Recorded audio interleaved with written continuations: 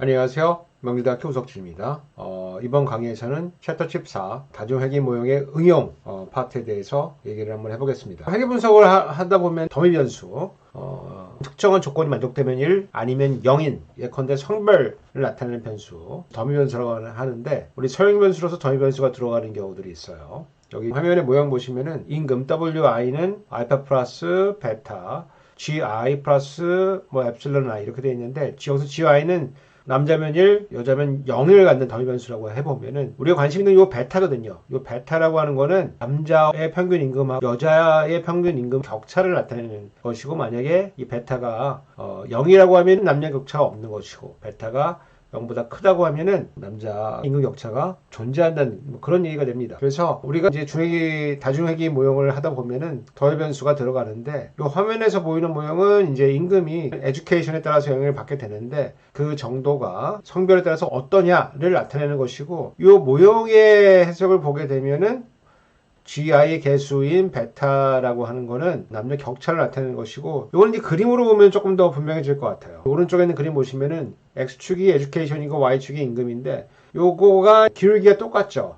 에듀케이션이 올라가면서 임금이 올라가는데 그게 기울기는 똑같은데, 다만 절편 정도가 성별에 따라서 얼마큼 차이가 나는지를 재는 것이 저 G의 개수가 되겠습니다. 근데 이게 생각해 보시면은 성별이 이 교육에 따라 절편이 다를 뿐만 아니고 기울기도 좀 성별로 다를 거 아니냐라고 하는 걸 고려해 보면은 인터랙션을 좀 넣을 수가 있습니다. 그래서 에듀케이션이라는 변수가 있고 성별이 다르다고 하면 그거를 기울기를 절편으로만 넣는 게 아니고 인터랙션을 시켜가지고 고려할 수가 있어요. 교차 변수를 넣으면 되는데 이렇게 넣을 수가 있어요. 그래서 요 두 번째처럼 GI하고 에듀케이션만 넣는 게 아니고 GI 곱하기 에듀케이션을 넣게 되면은 에듀케이션에 따라서 기울기가 어떻게 바뀌느냐, 이것도 고려할 수가 있습니다. 그러면은 이런 그림이 되는 거죠. 성별에 따라 가지고 절편도 다를 뿐만 아니고 교차함을 고려함으로 인해 가지고 에듀케이션에 따라서 기울기도 얼마나 달라지느냐를 고려할 수 있게 되는 것이고, 스테이터에서는 뭐 팩터 베리어블을 쓸 수도 있고, 아니면 화면에 보이는 것처럼 요 다음에 곱해서 인터랙션 변수를 만들어서 넣을 수도 있습니다. 더미 변수, 서형 변수 자체로 이제 쓰는 경우들이 있는데, 어떤 트리트먼트 처리를 받았을 때 효과를 D라고 하면요, 보통 실험을 하게 되면은 우리가 임의로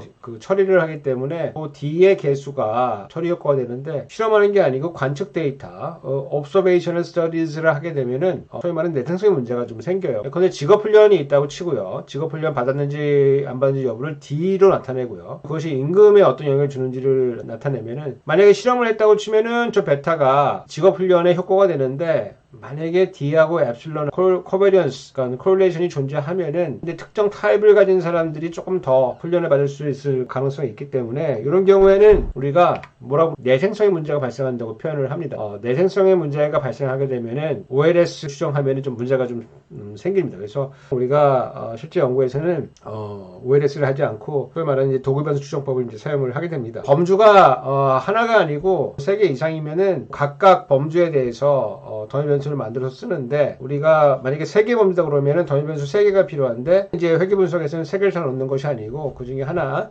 별 의미 없는 것을 빼고 2개만 집어넣어서 회귀 분석을 해야 됩니다. 그렇게 하는 거는 이제 소위 말하는 멀티 콜리니에리티, 다중 공선성의 문제가 발생하기 때문에 그렇습니다. 예컨대 우리가 에듀케이션 더미를 넣는다고 치면은 교육 수준에 따라서 에듀케이션 그룹이 1, 2, 3, 4가 있다고 치면은 1은 빼고 2, 3, 4의 더미 변수만 집어넣게 되면은 화면에서 보는 것처럼 베이스라인 대비, 빠진 거 대비, 그 베타 제로 대비 높이가 어떻게 되는지를 각각 개수가 지금 추정을 해주고 있는 것입니다. 스테이트에서는 그러면 이런 더미를 어떻게 만드느냐, 몇 가지 방법들이 있어요. 그래서 데이터 한번 불러 보시고 여기 2, 3, 4로 이렇게 만드는 방법도 있지만은, 태블레이트 해가지고 거기다 옵션에 제너레이트해서 PED를 넣어주면 각 범주 변수별로 값을 가질 때 이 더미 변수들이 자동으로 만들어집니다. 회귀 분석 할 때는 이제 4개 범주면은 그 중에 하나는 빼고 3개 범주만 넣어도 되고요. 이게 귀찮다 치면은 타에서는 요 I 팩터 베리어블이라고 하는데 요 팩터 베리어 이렇게 I점으로 집어넣어 주시면은 그러면 아주 편하게 범주별로 더미 변수를 만들어 넣을 수가 있습니다. 다음 토픽은 우리가 조건이 등식이 2개 이상인 가설에 대한 검증 어떻게 할 거냐는 건데, 등식이 여러 개 있을 때는 제약을 넣었을 때 R 스퀘어, 그 다음에 제약을 넣지 않았을 때 R 스퀘어를 잘 계산하면은 그게 이제 되고요.